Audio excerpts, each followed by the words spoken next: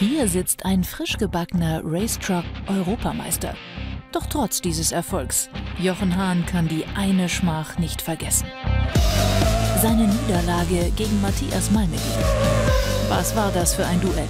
Jochen im MAN Racetruck mit 1150 PS gegen Matthias im GAD C63 mit rund 600 PS. Nach einem harten Fight gab es am Ende nur einen Gewinner und der hieß Matthias. Yeah! Um diesen schwarzen Fleck auf seiner weißen Rennfahrerweste zu eliminieren, zieht Jochen alle Register. Mehr Leistung und noch mehr Traktion für seinen Truck müssen hin. Der Europameister will die Revanche. So Matthias, jetzt bist du fällig, ich mach dich platt. Das bleibt abzuwarten. Irgendwo im beschaulichen Hinterland des Bodensees. Auch Matthias will für die Revanche mit dem Racetruck vorbereitet sein. Er ist auf dem Weg, sich eine Waffe zu besorgen, die Jochen ein zweites Mal das Fürchten lehren soll.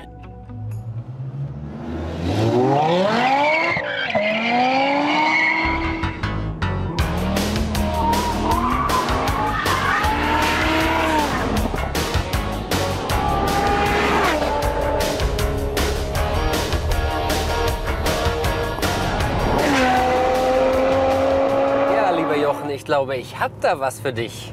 Ein Sportcoupé habe ich mir vorbereitet. Der mittlerweile legendäre BMW M6 von G-Power. Legendär deshalb, weil Matthias mit genau so einem M6 die wohl beeindruckendsten Bodenmalereien auf den Asphalt zauberte. Allein auf YouTube wurde dieser Film 4,4 Millionen Mal angeklickt. Der M6, den wir heute haben, hat eine etwas andere Ausbaustufe, ein bisschen kleiner. Er hat nur 750 PS, aber ich glaube, das reicht.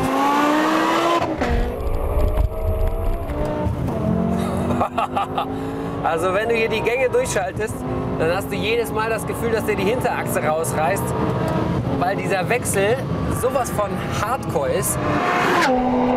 Die Gänge werden wirklich reingeknallt. Es ist unfassbar, dass diese Technik das aushält. Das sollte sie auf jeden Fall, denn der G-Power ist kein Schnäppchen. Preis des Tiefflugkampfjets 300.000 €.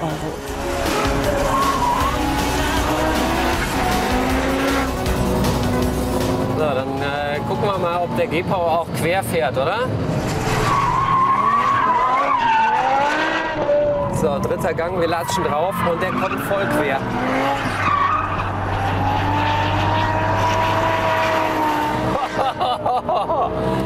Also im dritten Gang, der Drift endet bei 170 Stundenkilometern. So, also, mein lieber Jochen, schnall dich schon mal an, mach deine Turbos schon mal warm. Ich komme jetzt. Schauplatz des Duells ist wie beim letzten Mal ein Flugplatz in Baden-Württemberg.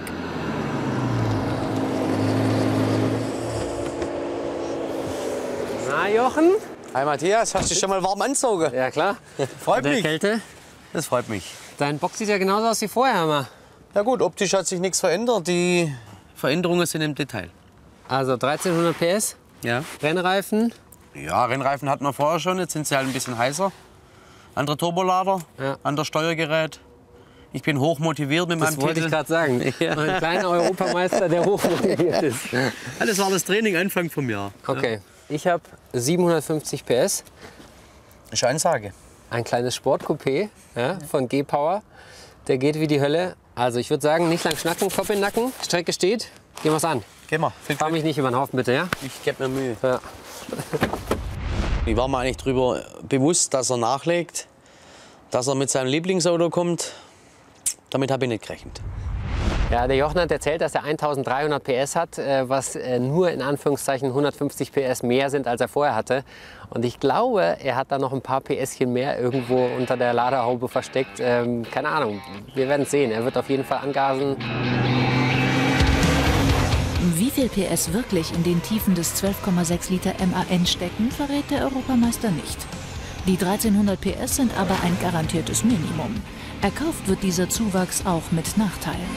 Wir wollten eigentlich massiv Topleistung nachlegen. Die Problematik ist, dass dieser Motor auf Fahrbarkeit getrimmt ist und durch diesen R-Restriktor, durch die Luftverengung auch die Topleistung begrenzt ist.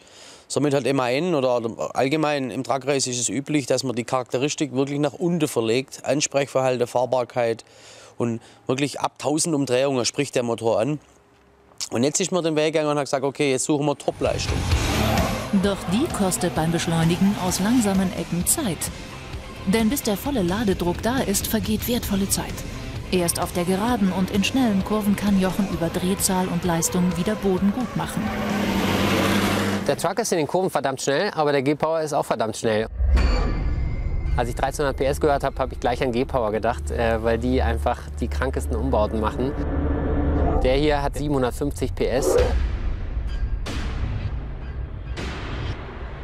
Der Motor ist komplett umgebaut mit Mahlkolben, Formel-1-Technik sozusagen.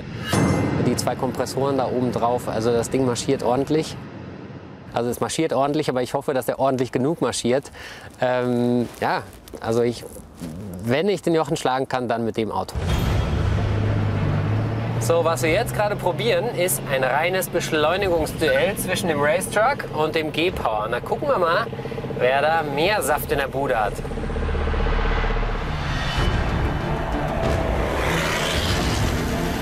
So, fliegender Start, weil sonst der Jochen keinen Dampf in der Bude hat. Okay, Jochen, 3, 2, 1, los! Mindestens 1300 PS stemmt der Truck von 1300 bis 2800 Umdrehungen konstant auf die Kurbelwelle.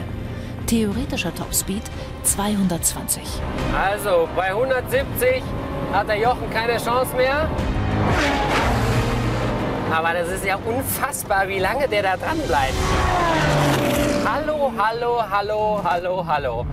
Wir sind bei 60, 70, sowas sind wir gestartet. Dann habe ich das Startzeichen gegeben und dann bleibt der dran. Ja. Ich bin voll drauf gelatscht und dann bleibt der erstmal dran. Dann kommt der dritte Gang, dann bleibt er immer noch dran und dann so langsam arbeitet ich mich weg. Also er ist verdammt lange dran geblieben und das war sehr überraschend, finde ich. Allerdings dann so jenseits der 170 ist er immer kleiner geworden. Und das ist eigentlich auch das Revier von dem G-Power, also die Höchstgeschwindigkeit. Das ist schon der Wahnsinn. Also ich meine, das muss man sich echt mal reinziehen. Wenn dieser Wagen 200 fährt, dann kann er immer noch 170 Stundenkilometer schneller fahren. Also. Die Zeit ist gekommen. Das alles entscheidende 2-Runden-Rennen steht an. Matthias wärmt die Reifen auf.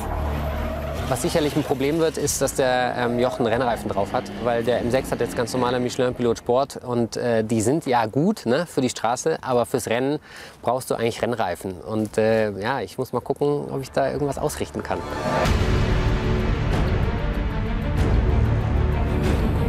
So, jetzt geht's los. Nebeneinander in die erste Kurve. Jochen hämmert voll drauf und bleibt in der ersten Kurve neben Matthias. Ist der bekloppt? Nein, aber voll auf Kampflinie. Doch dann zerreißt es Jochen die Hydraulik. Die Lenkung verabschiedet sich. Was machst du denn, Alter? Bist du völlig krank? Matthias konnte gerade noch ausweichen, um einen Crash mit dem 5,5 Tonner zu verhindern. Ausfall! Im Kopf war es für mich ein Rennstart, das heißt, da gibt es kein Nachgeben. Es wäre eigentlich auch aufgegangen, weil ich habe mir ein kleines bisschen können zeigen, hoppla, hier sind 5,5 Tonnen, mach du mal langsam. Bei dem ersten Rennen bin ich gleich vorne gewesen, dann ging es hinten in die enge Ecke bei der Pylone rein und dann habe ich schon irgendwie gesehen, irgendwie ist das komisch. Es hat alles funktioniert und dann hat es mir die Lenkungspumpe verrissen. Und siehe da, er ist einfach nur geradeaus an mir vorbeigepfiffen. Also wenn ich da wirklich eingelenkt hätte, hätte er mich dermaßen abgeräumt. Das Glück war, dass der Matthias so professionell ist und das erkannt hat, hier ist was faul, hier stimmt was nicht. Hat sofort die Lenkung aufgemacht und es kam nicht zur Kollision. In Windeseile repariert Jochens Technikteam den Racetruck. Nach nur einer Stunde kann das Rennen neu gestartet werden. Also das war ein spannender Moment. Jetzt haben sie es wieder gerichtet und ich hoffe, dass es jetzt alles hält. So, wir starten das Rennen, fliegender Start. oh. Okay, er ist nicht neben mir, sondern hinter mir.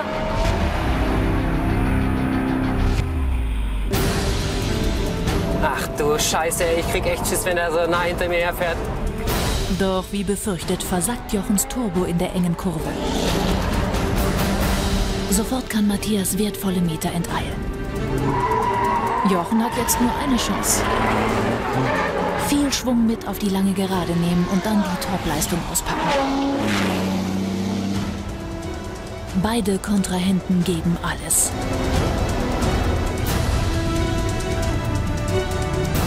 Am Ende der Geraden wird es noch einmal spannend. Die Lücke ist kleiner geworden und Matthias hat Probleme, die Leistung auf den Boden zu bekommen. Kollege, die Power hat keinen Grip.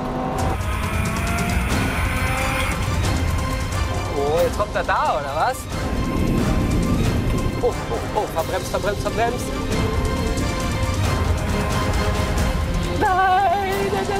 Nein, Matthias, das war genau das, was nicht passieren durfte. Jetzt ist Jochen der Gejagte. Auf der Geraden werden die Karten neu gemischt. So, Bruder, und hier, da kannst du einfach nicht so schnell. Jetzt, Achtung, mein Lieber, jetzt kommt die volle G-Power. Und auf Wiedersehen, ich bin innen.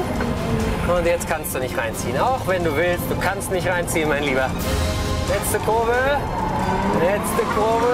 schön hier raus und das Ziel. Jawohl! G-Power und Malmedy haben den Europameister nass gemacht. Yes! Yes.